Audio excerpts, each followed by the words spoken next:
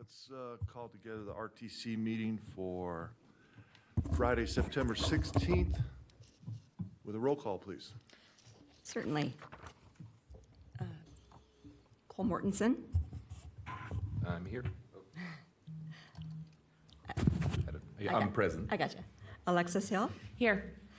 Von Hartung. Here. Ed Lawson. Here. Bill Thomas. Here. And Adam Spear. Here. Thank you. We have a quorum. Thank you very much.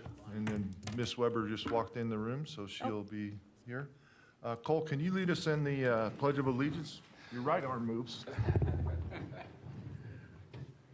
I pledge allegiance to the flag of the United States of America and to the republic for which it stands, one nation, under God, indivisible, with liberty and justice for all.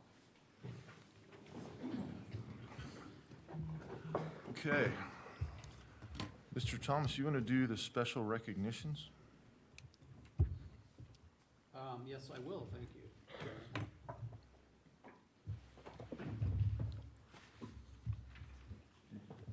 Drop.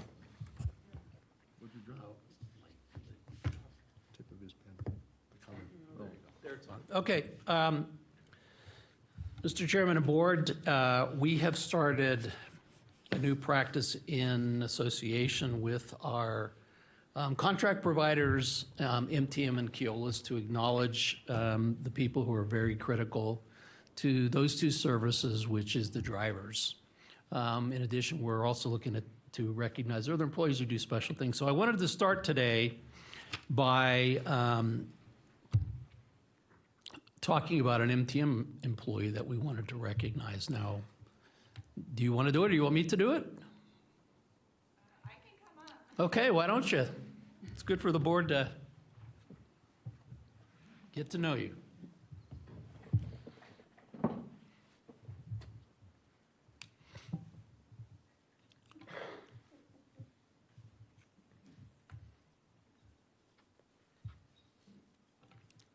Right. So with me, I have Cherie Parenti. Cherie Parenti has been with MTM Transit since the beginning. She's an outgoing driver and always has a positive attitude when out on the road. Cherie is one of our cadet trainers and demonstrates her greatest values to our new hires: customer service, kindness, and empathy.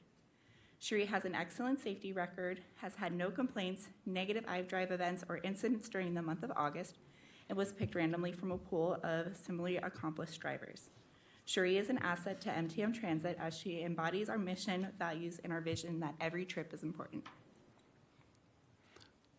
So Cherie, if I can, on behalf of the board, and certainly the board members aren't shy and will speak up, I want to thank you for your service. All of our customers are important, but our paratransit customers are particularly in need of help and support, and I think people like yourself, you're a great role model, and I'm glad to hear that you're actually a trainer of others, so thank you very much. Thank you.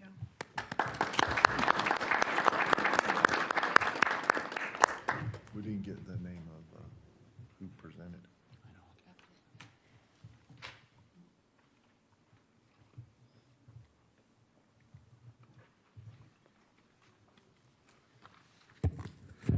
Good morning. For the record, I'm Phil Pumphrey, General Manager of Keolis. I'd like to introduce our driver of the month, Miss Dana Nelson. She's originally a California native and moved here from Victorville, California in 2015.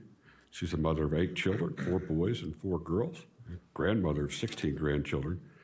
She started driving for RTC Access in 2015 until February this year when Keolis hired her. And she absolutely loves to drive and enjoys working with the Keolis team. Her hobby is spending time with her family. Her children and grandchildren give her meaning in life and purpose, and they motivate her to be a stellar employee at Keolis Reno. So our driver of the month, Dana Nelson.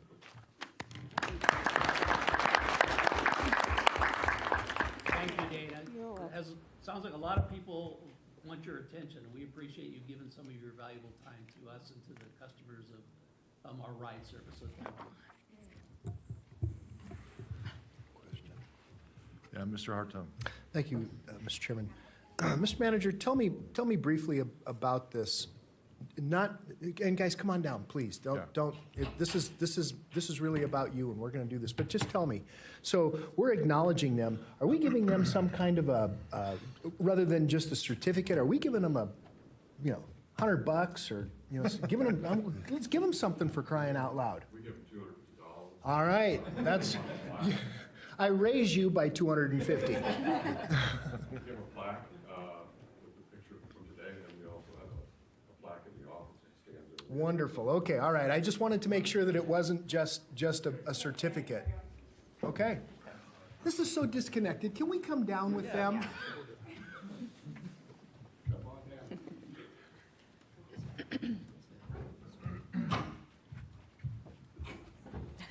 They sort of fixed it, sort of fixed it. Thank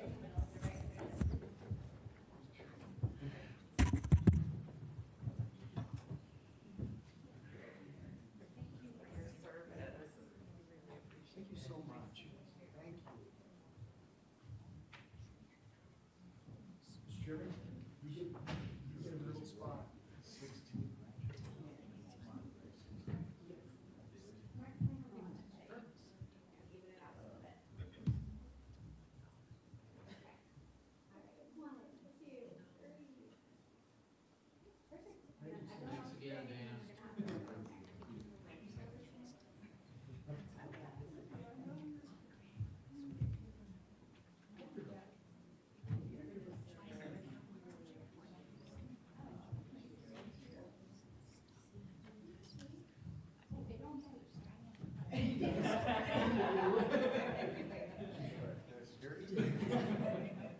His wife says the same thing. Don't worry, she doesn't get terribly close. Unless you want me.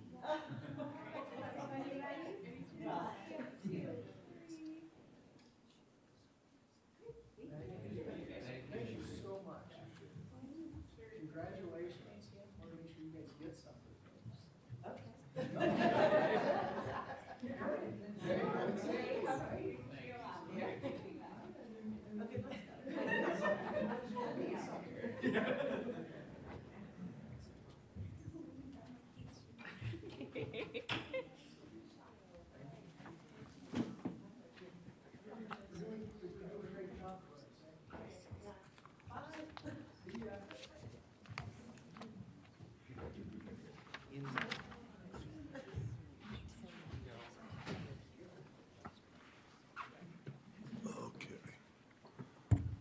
All right, Madam Clerk, let's move on to public comment. Do we have any public comment? We do not have any public comment.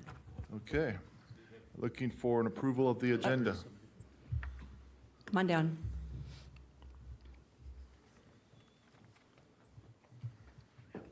Morning. My name is Matt Burns. I've lived in the area for about 5 years. Recently moved from Sparks to Reno. Just wanted to share my experience attempting to use RTC to go to the balloon races this past weekend. The balloon races had advertised that they would be running special shuttles from the convention center to the balloon race. They said it would be free if you boarded at the convention center, but normal fares anywhere else along the route. I attempted to board at the 4th Street station just after 4 o'clock in the morning. First bus pulled up. Sorry, a little bit nervous. Driver let us know that they were full. Didn't appear to me to be particularly full. I've been on some very crowded buses in my life, but I just stepped off and waited for the next bus, which never came. There happened to be a person standing on the platform with a radio who was working on changing some signage, and I heard over the radio a call go out that the subsequent buses were also full, and they were requesting permission to take the freeway directly to the balloon race and bypass the rest of the route. And they were told, yes, they could do that. So I asked the person if we were gonna get picked up, and she called over the radio that there were people waiting. At 4th Street, there were a few other people with me. I was surprised there weren't more, actually. And she called them and told us we were gonna get picked up in about 10 minutes, and they still never came. So ultimately waited there for an hour, then drove up to the balloon races, had to park half a mile away and walk in, and there were a ton of people. Missed the start of the event. Was just a really disappointing experience. It's an event that draws a lot of people to our city. I see you even have a balloon up on the wall there by the mission statement. So was really appalled with the experience and was surprised there weren't more people, like tourists, trying to catch the bus at 4th Street Station. So just wanted to let the board know. Thank you. Appreciate that. Will you fill out a card for us, please? See the clerk? Thank you. Anyone else in the public wishing to speak at this time? Seeing none, I'll bring it back for approval of the agenda. Mr. Thomas, you have a change to the agenda? Yes, Mr. Chairman, we are asking that item 6.2 be pulled. That's a presentation on the Nevada Sustainable Transportation Funding Study. We will present that to you in October. Okay. Mr. Chairman, With that, I'm looking for a motion. Yes. motion to approve the agenda with the requested changes? I got a motion and a second. Any discussion? All those in favor signify by saying aye. Aye. Opposed? Motion carries unanimously. All right, consent items. Anyone wishing to pull a consent item? If not, I'm looking for a motion. So moved. A motion, second by Ms. Weber. Any further discussion? Seeing none, all those in favor signify by saying aye. Aye. Opposed? Motion carries unanimously. All right, that puts us on to item 5.1. Public hearing items. Conduct a public hearing regarding the approval of Amendment 3 for the FFY 2021 through 25 Regional Transportation Improvement Plan, RTIP. Adopt a resolution approving Amendment 3 to the RTIP. Items for action. Good morning, Commissioners. Graham Dollarhide, Senior Technical Planner for the record. I'd like to start off with a quick overview of the RTIP and some of the requirements associated with the process. The RTIP is a 5-year program of projects. It's a federally required document. This short-range document contains a program of scheduled and fiscally constrained transportation improvement projects based on the long-range plan, or Regional Transportation Plan, RTP, which is another federally required document produced by the RTC. The RTIP is designed to achieve the area's goals and objectives established in the RTP by advancing the projects from the first 5 years of the long-range plan. And the RTIP also includes all federally funded projects and regionally significant projects, regardless of funding source, and those carried out by any agency within the MPO boundary. So the projects included in this amendment, I'll run through them all quickly. I've got them divided by agency, which agency is leading the projects here. So to start off with the Rtc-Led Projects, the Keystone Avenue improvements, there's a package 1, which just includes an update to the flavor of federal funds applied to that, and package 1 is just the design. Package 2 was added as a new project for the construction phase of this. Similarly, with the Sierra Street Bridge replacement project, package 1 was just a update to the flavor of federal funds, and package 2 was added to include the construction phase. The Lemon Drive Segment 2 Traffic Improvements Project includes an update to the scope. It no longer involves a widening through the whole length of the corridor, but it will include it'll maintain the improvements to stormwater and reconstruction to the road. The Villanova Maintenance Facility Replacement Project is new to this RTIP. It is just phase 1, the design for the planned relocation of the Villanova Transit Maintenance Facility, which is on Villanova underneath I-580. The relocation is planned to move the facility to be co-located with other existing RTC transit facilities at 6th and Sutro. And the City of Reno submitted a request to move funding between phases for their Urban Road and Plymouth Street Sidewalk project. They're just taking the funds out of the design phase, putting them in the construction phase. And they're working with NDOT on the LPA agreement right now. NDOT added several preservation projects to improve several state-owned roads within Washoe County. And they also committed additional funding for the Reno Freeway Service Patrol, which would fund this service for an additional 4 years from FY '23 to '26. So the FFY 2021 to 2025 RTIP was originally adopted March 2021. This represents what would be the third amendment to that. All the projects I just discussed are exempt from the requirements of a transportation conformity analysis, essentially an air quality analysis, because there is no added capacity to any of those projects. We held a public comment period from September 9th to September 15th, during which no comments were received. However, it was advertised through multiple media outlets, including the RTC website and a Spanish language newspaper. And this proposed amendment was presented to the CMAC and the TAC. Both advisory committees recommended approval of this amendment. So with that, I'll take any questions you may have. Question from the commission. Mr. Armstrong. Thank you, Mr. Chairman. So Craig, you said that Graham, I'm sorry. It's right up there. I wasn't reading up there. I just listened when you walked up, and I thought I heard Craig. Hearing is less than perfect in the chamber here. So I thought you said that there's no capacity improvements in this. Correct. Lemon Valley Drive Segment 2 is not a capacity improvement? That's not a No, widening? that was part of the scope change. It's no longer a widening project. It'll just include the stormwater improvements and a reconstruction. It's not going to go from 2 to 4 lanes now? Correct. Good morning, Commissioners. Dale Keller, Director of Engineering for the record. So Lemon Drive Segment 2, the segment around Swan Lake. So this update reflects what's been reflected in the 2050 RTP.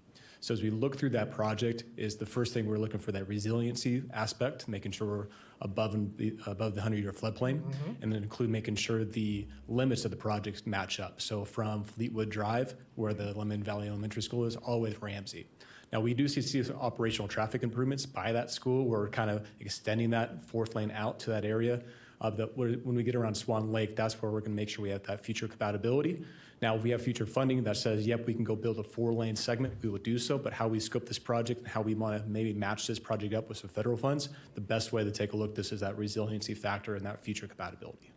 Because, look, I've been here for a while, and that was always a widening project from Fleetwood to Ramsey. And in fact, the initial piece was only going to go to Chickadee, and then I insisted, I pushed and pushed and pushed, if we're going to go to Chickadee, just take it all the way to Ramsey. There's just no reason to stop there because RTC is notorious for, and forgive me, I can point out 100 places where we did not go the extra mile when we were there. Pyramid Mccarran, we're now adding a 3rd lane. Perfect example, but I digress. Point is that that was always a widening project. That was always going to be 4 lanes all the way out to the end. And the reason, of course, is that in 10 or 12 years, when maybe less, as they start to develop the backside of the airport, that additional capacity is going to be required there. So this makes no sense to me. If this is what we're approving today, I'm not going to put my stamp on it. So maybe, if I can, Yes, will you address this? certainly. Dale, and correct me if I'm wrong, the funding sources that we use, particularly and specifically federal sources, are often limited on how they can be purposed. And if I understand what Dale said, that in this particular case, we've allocated some funding that I assume can't be used for road widening, so the part of this project that we're funding with it, is that correct? So two of the actions that we're asking to take on this RTIP amendment is federalized lemon. We recognize that with the preferred alignment of going through the raised, the natural berm, we touch BLM, so we have to go through that NEPA process. And then also by federalizing lemon, we do anticipate some more additional federal funds, either discretionary funds or other types of formula funds that we're working closely with NDOT called Protect funds that we're looking how we can put those funds associated with this project. So that's how we feel we can continue to move this and progress this project forward. It's much needed. We're recognizing we're doing our best to continue to move the needle forward. So that's one, is making sure we can put some federal dollars on this and then make sure we're eligible and be able to secure more federal funds in the future. So that's one. And then second is to reflect what was actually incorporated in the 2050 RTP with that Ramsey and make sure that was the cleanup, clerical cleanup that we have. So, and for the overall, I think, Commissioner Harkin, we hear you loud and clear about the purpose of the widening. I'd love to sit down one-on-one and talk about in depth about how we want to, what our strategy is moving forward with you in your office, if you like. Well, and of course, if that road ever gets punched through the backside of the airport, I mean, again, it only makes sense. And this is not in my district, so I'm not, this is a District 5 project, but this is something we talked about from the very beginning. So I'm disappointed. So I don't know what we're approving today, and I want to make sure that we're still on track for that extension. It's going to perform a couple of functions. I mean, I get that, and we also in Washoe County, we understand that there's going to be the need to put some berms or levees. I'm going to use that term, but likely berms at the and I always get confused as to the directions out there. I call it the north end, but it's really not. It's out off of Pompey, which is like the west side. I don't know how that happens. My compass goes crazy. It's like a Bermuda Triangle out there. But so out off of Pompey, there needs to be berms, and then of course down off of Fleetwood and that whole section. And I'm trying to remember the name of the other street. Patrician. Thank you. I was going to say Petraeus, but no, that's the wrong guy. And so there, we need to deal with some issues there. But I have been assured by our federal delegation that they will assist us with some disaster mitigation grants to ensure that we can cordon that lake off. And then, of course, that piece that we're working on, and that's actually a City of Reno road. That's not a Washoe County road. That's City of Reno road. But regardless, capacity was always a piece of this, Dale. It was always a piece of this. And I would say it's still a piece of that, but how we package this first package up is what we're looking to help move that needle forward with the project. And that's where we look. I would love to sit down with you and Executive Director Thomas to talk about that strategy to continue to move the project forward. And I think we're meeting here very soon. So one last thing, and Mr. Thomas, you and I have talked about this.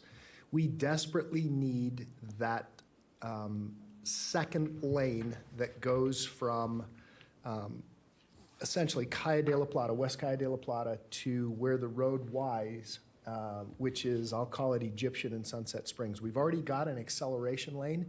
I mean, if you look at it on the map and you do the math, this is on the Pyramid Highway, it's probably only about 2,000, maybe 2,500 lineal feet. So it's not that much. Where I got a little frustrated is when we signalized Calle de la Plata and Pyramid, we didn't, and I asked about this. I asked the previous executive director, and he told me it was not a problem, but we did not set the stanchions back far enough so that we already have a lane that comes from not quite Ingenuity, but it's that haul road, because those trucks that are coming off of that out of that pit, they're fully laden.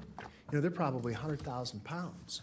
And so, you've got these fully laden trucks coming out onto a 65-mile-an-hour section of Pyramid Highway.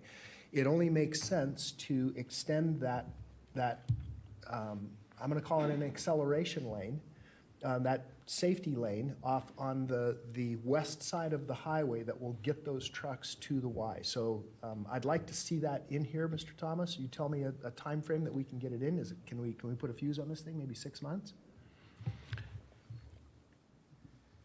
We will note your comments, and we will look at a future RTIP amendment in the near term to address it. Okay, all right, thank you. So Thank you, Mr. Chairman. can we, do we have a time frame on the widening portion of this, or just as needed? And I'll let Graham come up and And I'm not talking about pyramid, because I don't believe pyramid's in Amendment 3. back to Lemon. So we'll go back to what we were originally on, but the widening out there, is there timing on that? And we're discussing different packages. So this first package that's up, is this correct? Is just the package one? Package 1 and 2. So package 1 was just the final design. So we really need to get that forward and obligate those federal funds to keep moving that final design forward. Now, as we look into the package 2, we don't have a specific timeline. That's where we want to discuss that. We can brief you to Chair Lossman, and talk about our strategy there. Okay. All right. Any other questions? Lonnie, you have a question? I don't have any questions. But I'd like to be included in that, in the conversation. Ms. Hill? I think that what staff is outlining makes sense to me because they need to get the right funding for the first phase of the project. But I'm also really excited about the Urban Road and Plymouth Street sidewalk moving forward from design to construction. That's very exciting. Okay. Any other comments from the commission? This is a public hearing, so I'll open it up to the public. Anyone in the public wishing to speak at this time? See none, we'll bring it back to the dais, and I'm looking for a motion. Can I vote maybe? You cannot vote maybe. Just to be clear. All right, I'll make a motion to approve with the comments and hopeful amendments that were suggested. I'll second. I got a motion and a second. Any further discussion? All those in favor signify by saying aye. Aye. Aye. Opposed? Motion carries unanimously. Thank you, Graham. Graham. Graham You may call Bauer. me Vaughan. Call you. All right, moving on to 6.1, acknowledge receipt of a report regarding the RTC Vanpool program.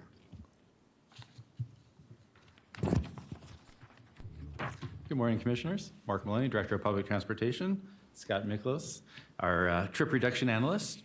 A couple of meetings ago, the board discussed commute work trips, the high cost of fuel, how RTC helps our residents in these areas. As you are aware, RTC transit system is on a tight revenue source. The spread of our region, the lack of density, all combined to not really allow for an efficient, really bus commuter system or can afford such a thing. So with these constraints, RTC turned to a more flexible and cost-effective solution, Vanpools. The program has been highly effective in meeting the long-range commute trip while reducing pollution and removing single occupants trips from our road network daily by the thousands. Scott is going to give a presentation about the program, and then we'll gladly answer any questions after. Thank you. Scott. For the record, Scott Miklos, Trip Production Analyst with the RTC. Little button.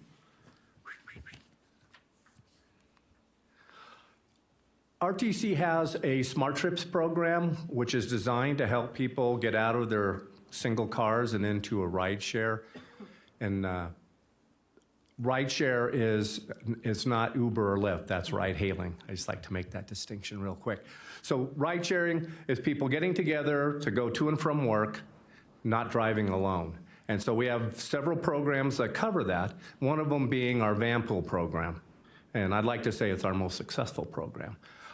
This is a Vanpool. These are two different types of vehicles. One's a Traverse, holds 7 people. The other is, I think it's an Ecoline, holds 15. These are both considered Vanpools. Now, the federal government considers a Vanpool, it has to be a commuter highway vehicle, which basically means it has a seating capacity of between 6 and 14, not including the driver. So basically, it has to have at least 7 seat belts in the vehicle, but it can go up to 15. at least 80% of the mileage needs to be used from going from the start or home area to the work site and back. It leaves 20% for the driver to use to get gas, to get the maintenance done, that kind of stuff. The use of the vehicle is to transport employees from their home area to work and back. It is not allowed to be used to take school kids to school, to take people to doctor's appointments, any of those kind of things. It has to be used for home-to-work trips. Vanpools are composed of people that live close to each other and usually work at the same facility.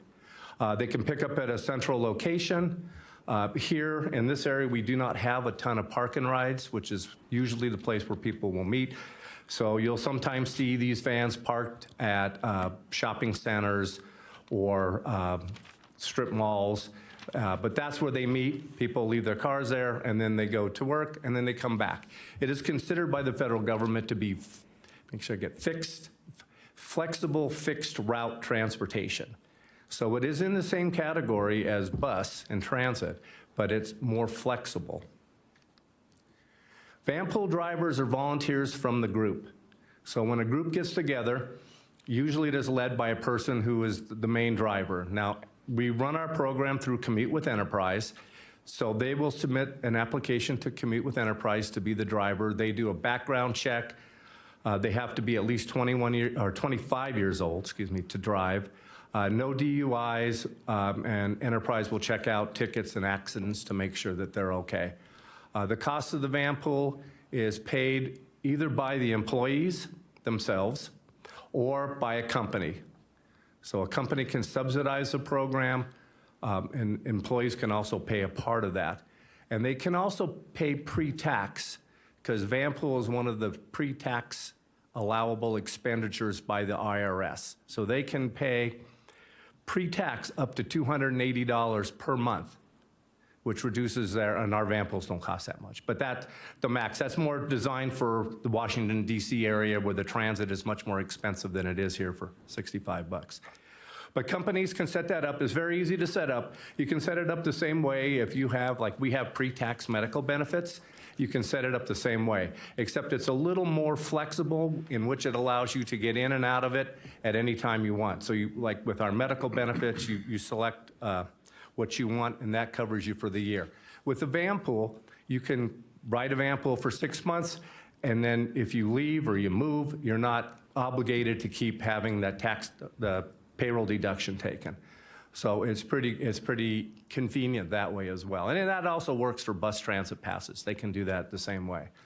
It's able to be publicly subsidized by federal funds up to 50% of the cost. And there's different ways to do that. There's different funds that can be used. We use the CMAQ and the STBG funds to provide a subsidy for the Vanpool groups. The Vanpool groups are required to produce a monthly report to Enterprise, which covers the mileage, passenger trips, all those kind of things. So that gives us a whole lot of data, lets us know where people are coming from and going to. We currently have 347 Vanpools in our program. Like I said, RTC provides a subsidy. The subsidy is based on monthly mileage. So if you're going 3,000 miles or less per month, which most of our groups do, RTC provides a $400 per month subsidy. If they're going 3,000 to 4,000, then it goes up to 500. If they're going over that, then they get 600 per month. Probably 97% of our Vanpools are in the less than 3,000 miles per month range. The Vanpool group covers the cost of the lease, which includes insurance, maintenance. They also have to pay for the gas. And then RTC provides a guaranteed ride home for those that need to use it. This is a quick little map showing the different areas where our Vanpool groups go. Now, as Mark said before, we cover the whole county. So this is where, I have to use my hand, sorry. This is where it's cool for RTC because it allows us to provide alternative transportation choices to everybody in the Truckee Meadows area. not just along a bus line where you have a lot of people going the same place. But here, you could be out instead and have 5 people that live out there that work at Tesla. They can get a van, and we have vans that go that from there to there. So we're providing the public a choice and an option. So, and if you can see by the map, there are basically no vans that are going into the heart of Reno at this time. I mean, there might in the future be, but currently we serve the industrial center out at the Tri-Center. We serve the Army up in Hurlong. We serve another Army base out at, or the prisons in Susanville. So it's all people coming from Washoe County going places where transit is really not readily available. But this is, since it's a flexible transit route. We have grown quite considerably from when I got here. We had about 117, 120 vans in October of 17. We currently are at 347 Vanpools and growing and growing. To give you an idea, this is the annual trips reduced. So this is the number of vehicles basically we've taken off the road every year. Excuse me, the 22 numbers are through July. So this is on the federal fiscal year. So we count these through September 30th. So I just got the data for our August National Transit Database numbers. So the number of trips reduced is now right around 500,000. And the number of vehicle miles driven is now over 17 million that we reduced. So if you think about reducing 17 million miles in this area for 1 year, I didn't put it up there, but you can run the numbers to see what the pollution savings are on that, and it's quite a bit. And the number for August was another almost 2,000 miles, or 2 million miles we reduced. So we're over 17 million miles reduced, and we'll be close to 20 million miles reduced by the end of the federal fiscal year. So that is quite a lot, trust me. This is a little snapshot that Jim took from the NTD database through July, or shows the June numbers, ridership. For all the transit agencies in the United States that run a Vanpool program, we currently have the 6th most passenger trips in that month. So if you can look at that, you'll see California, California, California, California, California ahead of us. But everybody else, transit agency-wide, is behind us as far as unlinked passenger trips. And that number, 64,000, went to 69,914 for August. So almost 70,000. So we're increasing every month. And why those numbers are important is because we get federal dollars back for the revenue vehicle miles traveled. So it's currently, for every revenue vehicle mile we travel, we get back 40, 45 cents. It's supposed to go in the new bill up to about 60 cents. So that'll be a big increase in the funds we have coming back to the RTC. So for every million miles, revenue miles we get $500,000 from the federal government back in formula funding.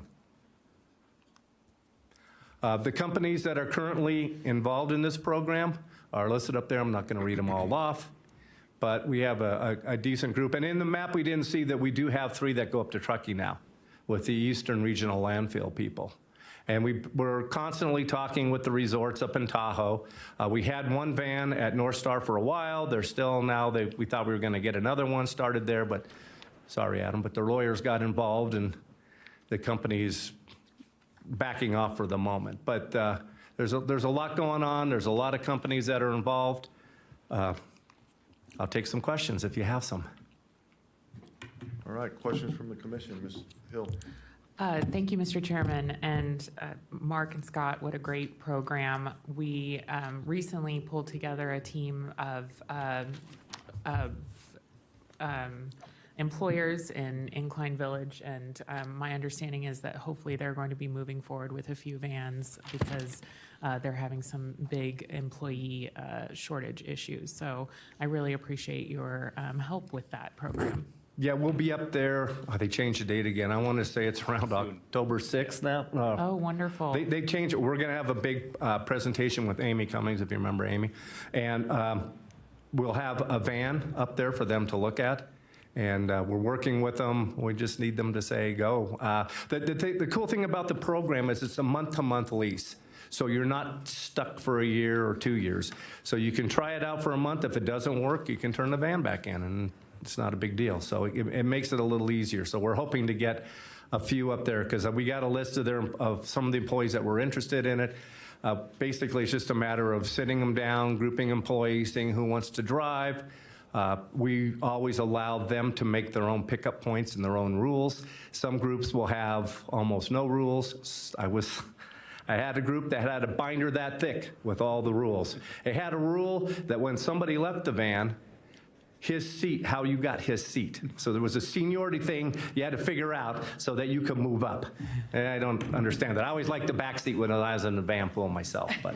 Well, thanks for your work, and I'm glad to hear that the money comes back to RTC. More than back. I mean, we get funding through NDOT, through CMAQ and STBG money that comes to us that pays the subsidies, and then the federal government sends us a good amount of money that goes into the agency to be used as we see fit. Ms. Weber. Thank you so much. Great presentation, good stuff. I'd like to ask if, it sounds like just one person is the driver. Is that the person that is responsible for it, or can other folks drive? Yeah, usually there's one main driver, but then we, personally, I recommend 2 backup drivers, but I've been on vans where the whole group was a backup driver. Just so, some people don't like to drive, and so I was in a van like that, and so they rotated the driving. I personally don't mind driving, I like to, so I drove a lot in that Vanpool, but the more backup drivers, the better. Once again, they have to go through Commute with Enterprises. They pull their driving, they get their license number, and then they put it in, they can pull it, make sure they're over 25, make sure there's no DUIs. If there's an accident, they check them out, all that kind of stuff. But Driver perk. oh, I was getting to you. And so most companies allow the drivers, because like I said, 80% of the mileage has to be going to and from work. So that leaves a little mileage. The driver's responsible for gassing the vehicle, for taking it in for maintenance, for getting it cleaned. So they get a couple hundred miles a month to use for personal use. So if the company allows it, some companies don't allow it, but most do. So if you're a person, say you've got 5 people in your family, 3 can drive, you have 2 cars. Well, if you become the main Vanpool driver, then that gives you an extra vehicle you can use to do errands on the weekend or whatever you need. So it's a little perk to help encourage people to step up and be a driver. That's good. I have another question. Do they have to purchase fuel in Washoe County? Because they should. I think they do. I don't know for sure. I mean, I don't think it's a hard and fast rule, but I think they should. I think they should be probably giving do. back the fuel tax back to Washoe County. Right. So I don't know if that's something that anybody wants to talk about or have, I don't know. I will talk with Commute and see if that's the case. I'm not sure. I guess they'd have to get gas if they were low wherever they were, but probably for the most part, I would assume. I see them here at gas stations, so, and I get complaints when people see them at gas stations asking why that person's driving one of our vehicles. Well, I'm thinking they're probably going for the better deal, and if they're going out to Trick, they're probably getting gas out there. Usually, yeah, if the driver has time and can do it, but usually it's done after work or on weekends. Okay. I just thought I'd ask the question. Yeah. Thank you. Mr. Thomas? And then I was just going to quickly respond to Councilmember Weber's question. Is we will take a look at that, but just remember there are federal funds involved here, so often our ideas and thoughts are really productive and good, but we get limited by the structure of a federal process. So, but we'll look at that. Yeah. Mr. Arton.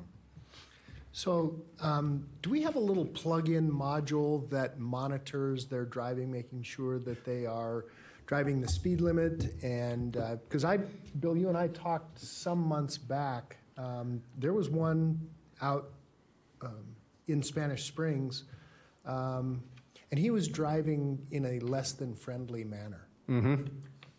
I do get calls on that. My one thing would be if you were driving and everybody had their phone number on their car, how many people would you want to call? I'm just telling you what I witnessed. I talked to Bill about it. And You're not the only one, Commissioner, trust me.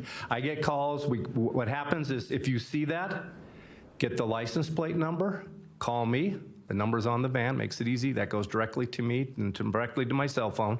And then I will get the license plate number. I will call Commute with Enterprise, give them that information. They will call the driver. If we get enough complaints on a single driver, we have the option to cut their subsidy for a while. you know, insurance companies have that little plug-in module. I don't think Enterprise does, though. That has, you know, for safe driving, right? And you get a reduction of your rates if you're a safe driver, if you follow the speed limits and et cetera. And because it's all hooked up to GPS, it knows the speed limits on all the roads, and it knows that the van or the vehicle is either traveling, you know, at or below the speed limit. Right.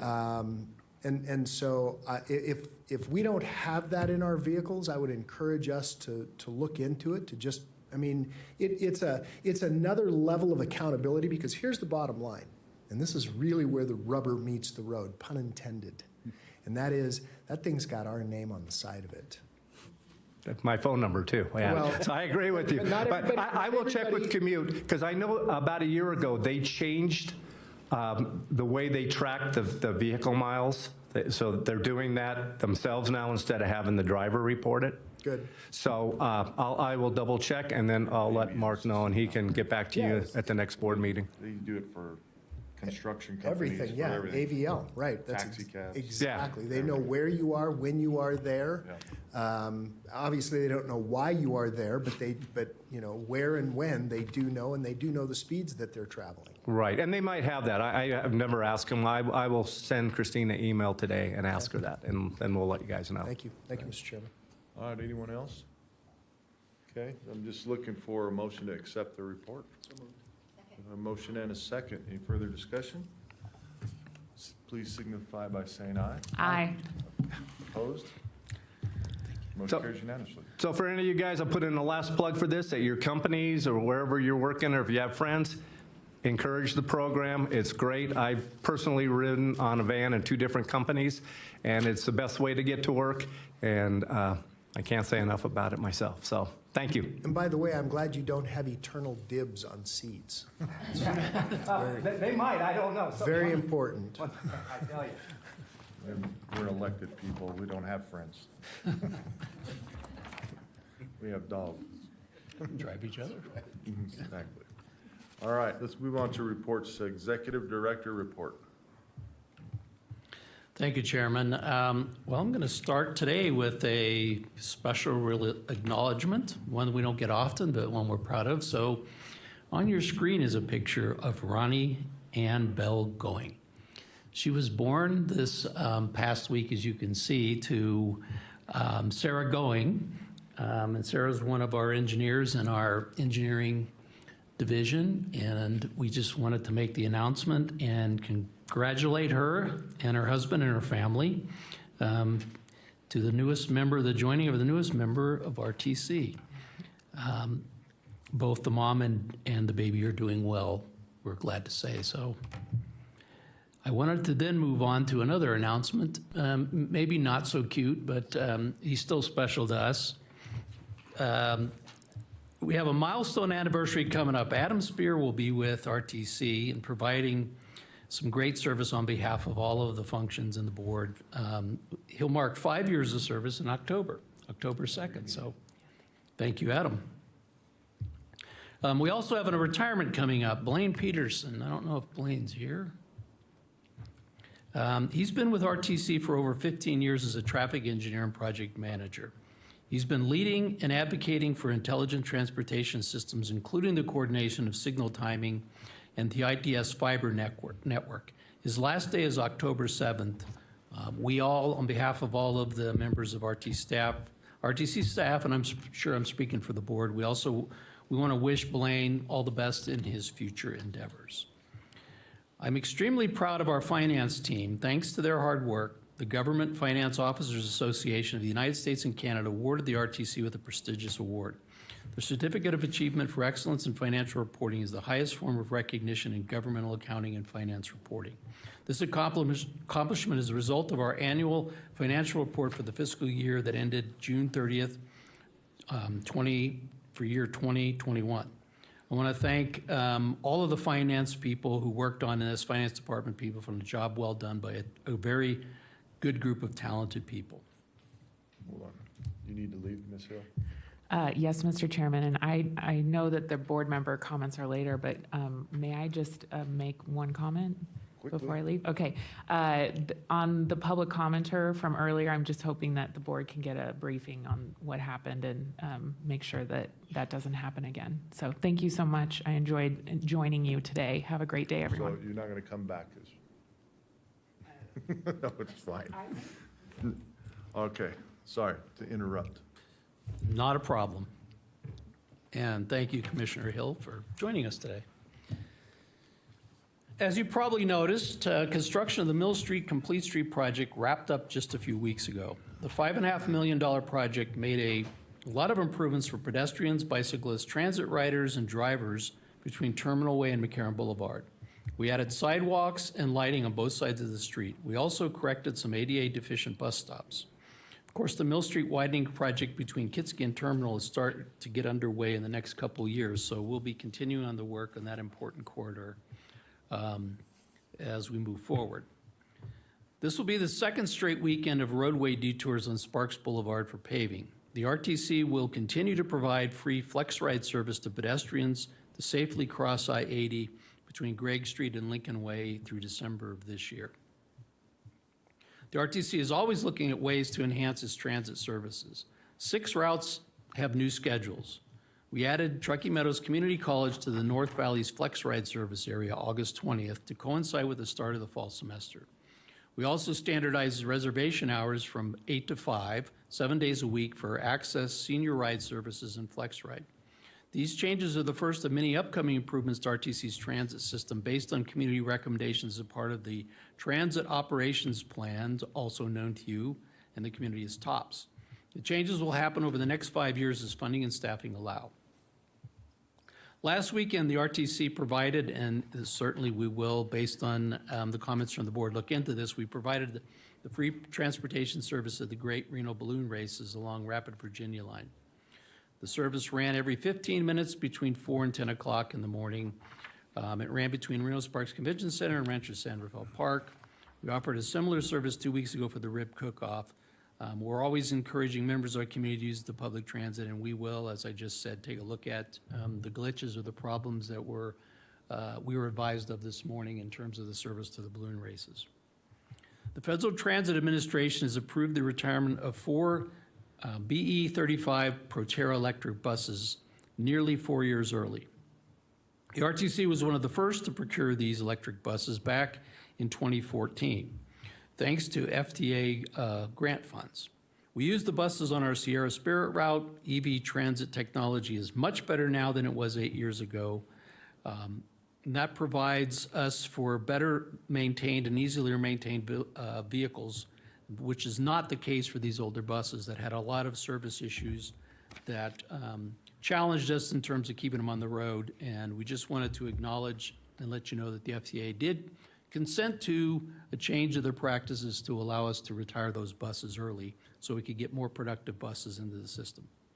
The Washoe County Human Services Agency, the RTC, KOLO 8 News Now, and Target are hosting the 2022 Children in Care Stuff a Bus drive-by donation drive on Thursday, October 20th. Staff will be collecting new winter clothes from noon to 6 p.m. for more than 800 children in care. HSA will distribute the donations to foster and adopted children at the HSA Family Engagement Center throughout the next several months. The community is asked to drive by and drop off donations at the RTC bus in front of the Target and Sparks near Legends Mall on East Lincoln Way. Brand new clothing items needed include jackets, coats, gloves, socks, blankets, sweatpants, boots, beanies, hooded sweatshirts, and gift cards. And that concludes my presentation, Mr. Chairman. Okay. Okay, comments? Yes. Mr. Chairman. Mr. Thomas, and the only reason I'm going to put this in here as opposed to later is you mentioned Flex Ride. Is it possible to extend the Flex Ride in Spanish Springs? And I'll tell you why. We have a senior meal program at the Lazy Five Regional Park, and it's a reduced cost. It costs $2 for seniors to have a meal there. And I've recently had seniors ask if we would add, a bus route. They want an actual bus route to get to that facility.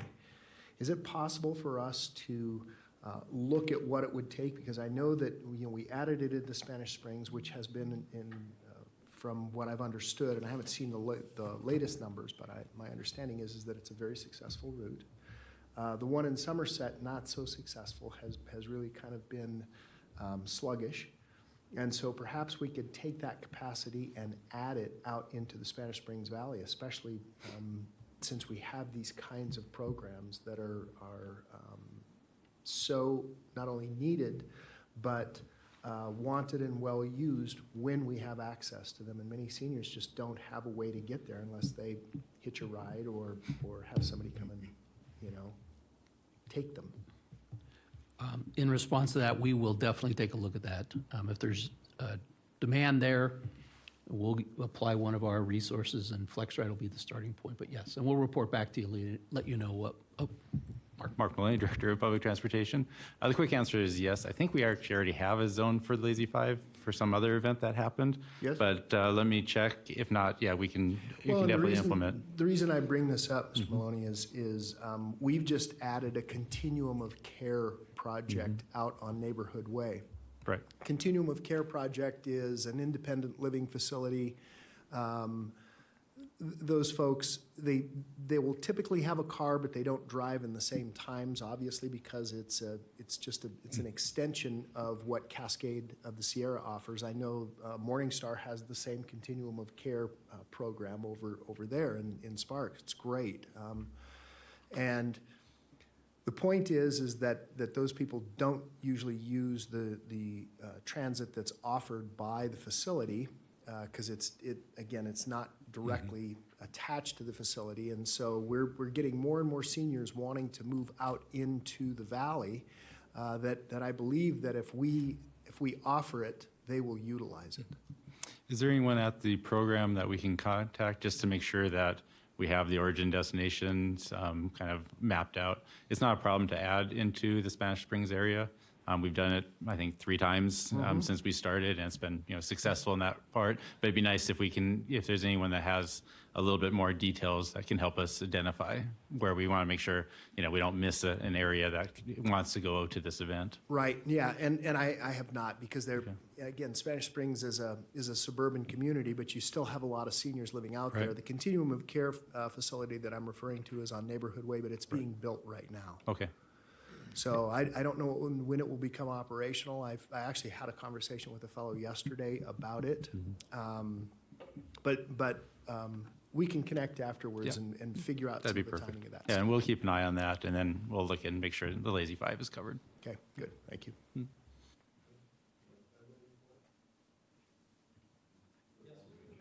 I've asked Paul Nelson, our Government Affairs Officer, to give the presentations on the federal report. Good morning. Paul Nelson, Government Affairs Officer for RTC. This week, RTC submitted an application for the Safe Streets and Roads for All program. We're asking for the maximum $50 million. And the reason this money is so important is because it provides a lot of safety improvements for several streets in our community, especially with higher crash rates, specifically with cyclists and pedestrians. So we've pinpointed locations in Reno, Sparks, and unincorporated Washoe County to make these improvements with this funding if we get it. We did put in for the maximum $50 million. Hopefully we'll get all of that. If not, hopefully a big chunk of it. We're also really excited about the grant funding that's coming from the federal government for the US 395 widening project in the North Valleys. As you know, that's one of the projects that you guys have prioritized as a federal priority. You'll hear more about that, I'm sure, from Deputy Director Mortensen in just a few moments here. And in the same area, we have our sights set on Lemon Valley, as you guys discussed earlier. So we're hoping that we can look at different grant opportunities and really get the ball rolling on that one as well. Thank you. Thanks, Paul. Okay, Cole, you're up. All right, good morning. I'm Cole Martinson, Deputy Director for the Department of Transportation. It's on? There you go. All right, good go. All right, as we normally do we, can we get the presentation up? No problem. As we normally do, we'd like to start off our meeting today discussing safety. Over the third quarter of 2020, we've seen an overall statewide fatality decrease of 2.8%. From the same time last year. The rate of motorcyclist fatalities increased just over 6% statewide. Pedestrian fatalities remain consistent with last year at 51, and bicyclist fatalities again climbed to 50% year over year. Impairment and speeding continue to claim the lives of travelers all over the state. As for Washoe County, as of August 31st, 28 lives have been lost. That's down just over 12% from last year. At last month's meeting, Washoe County fatalities were down 4%. Now that fatalities are down 12% and pedestrian fatalities are down 42%, which is a trend that we'd like to keep going.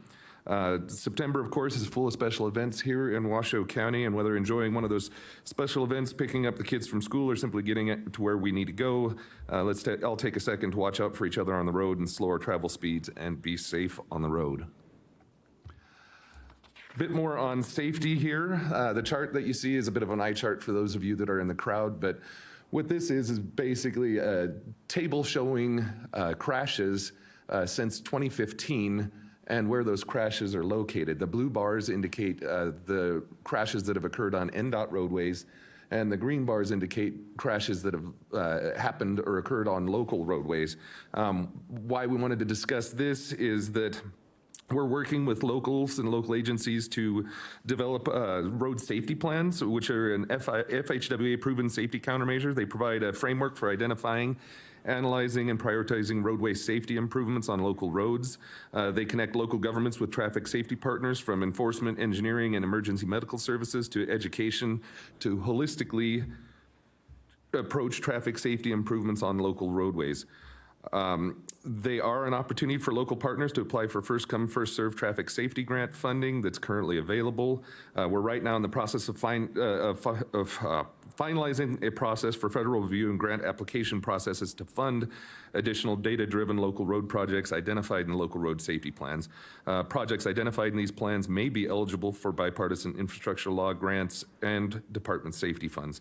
Here in Washoe County, we're so pleased that we've been able to have a positive discussion with RTC partners about potentially developing a local road safety plan, and we're hopeful that we can continue with this partnership to provide resources and potentially even grant funding to enhance local road safety. And continuing with that partnership, we wanted to recognize and thank the RTC for their partnership and collaboration in securing a federal infra grant to help support further improvements to the US 395 and North Virginia Street in the North Valleys. Last Friday, Senator Cortez Masto and Rosen announced that the US DOT will award nearly $89 million for our Phase 2 widening of 395, as well as the RTC Complete Streets improvements to North Virginia.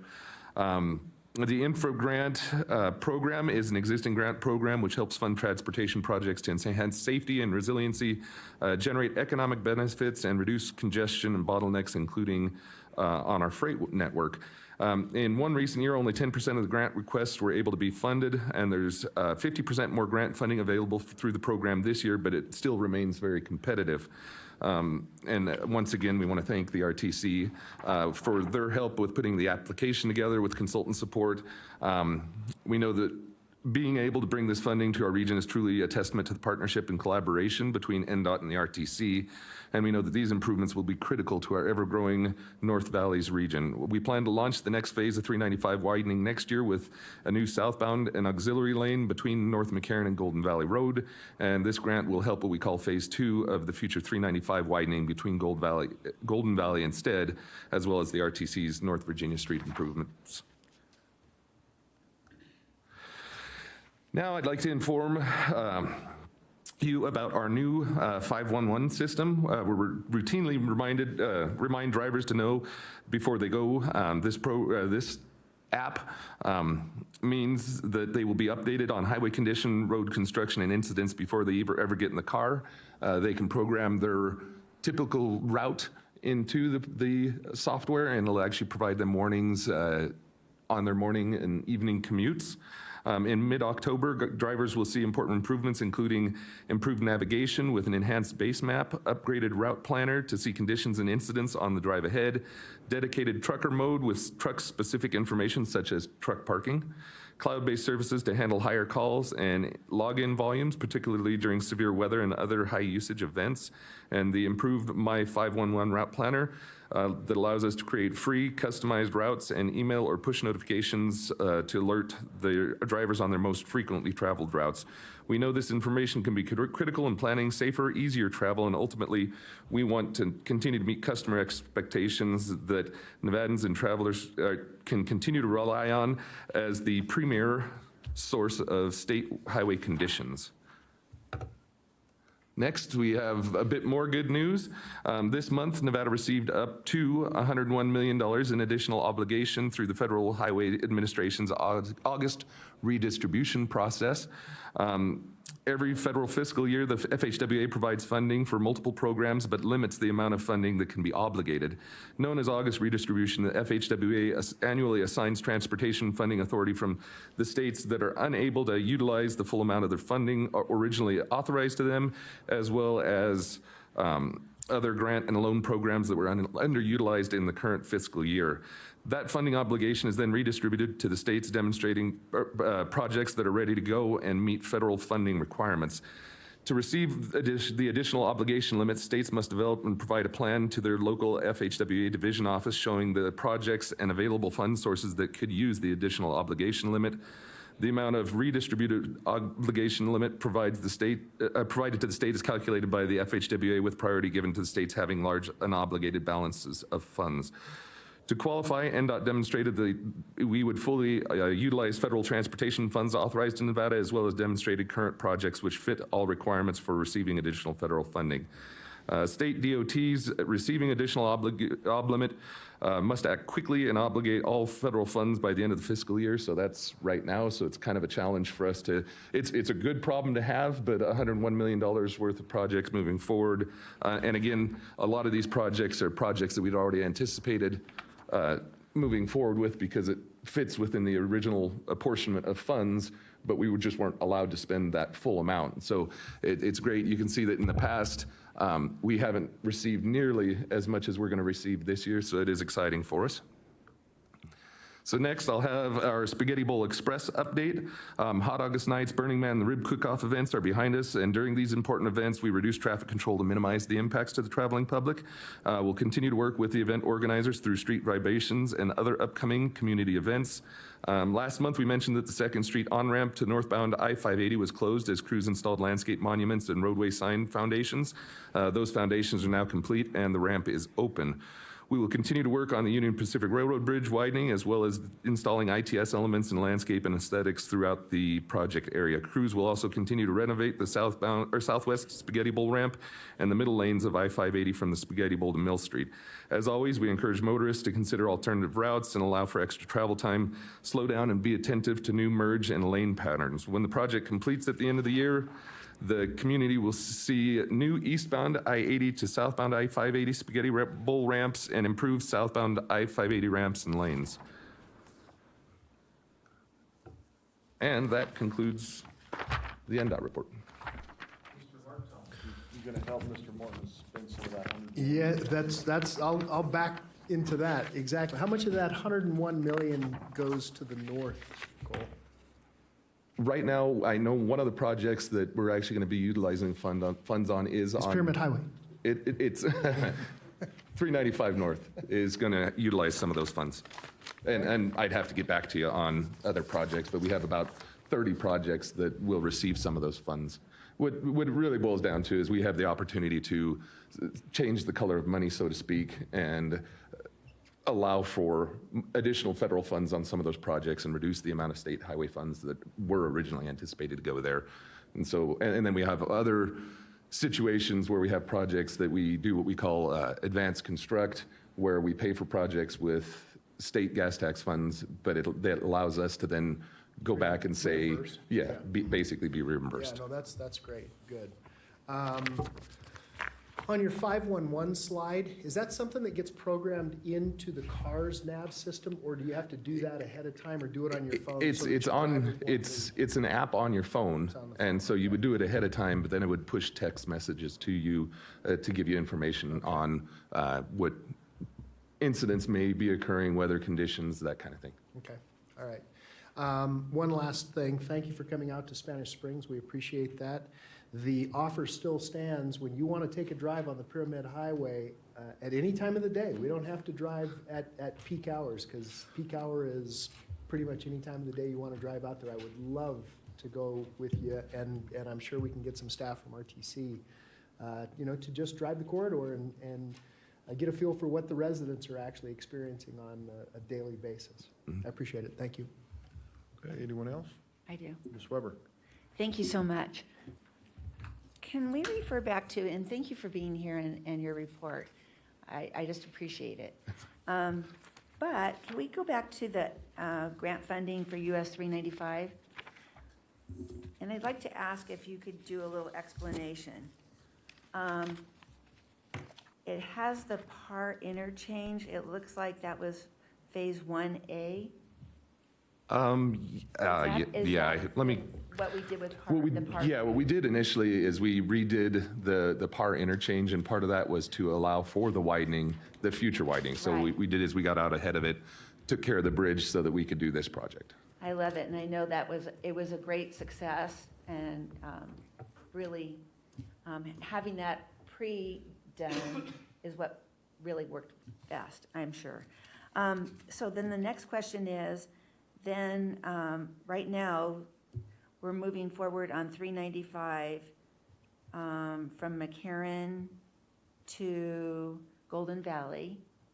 And is that, the bids are being open in January? Or? From what I understand, we anticipate advertising, if it hasn't advertised already, this month.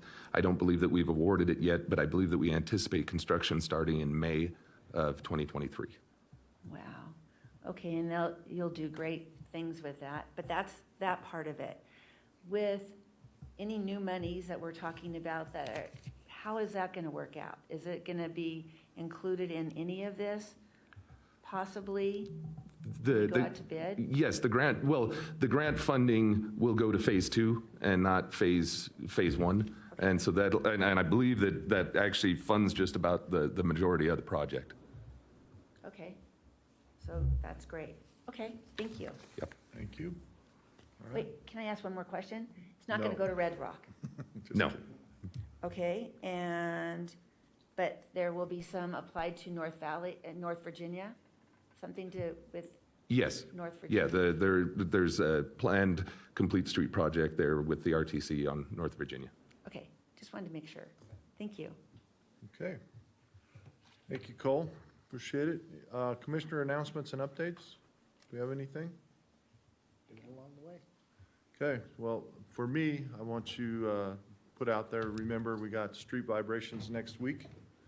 I will be out there amongst the people.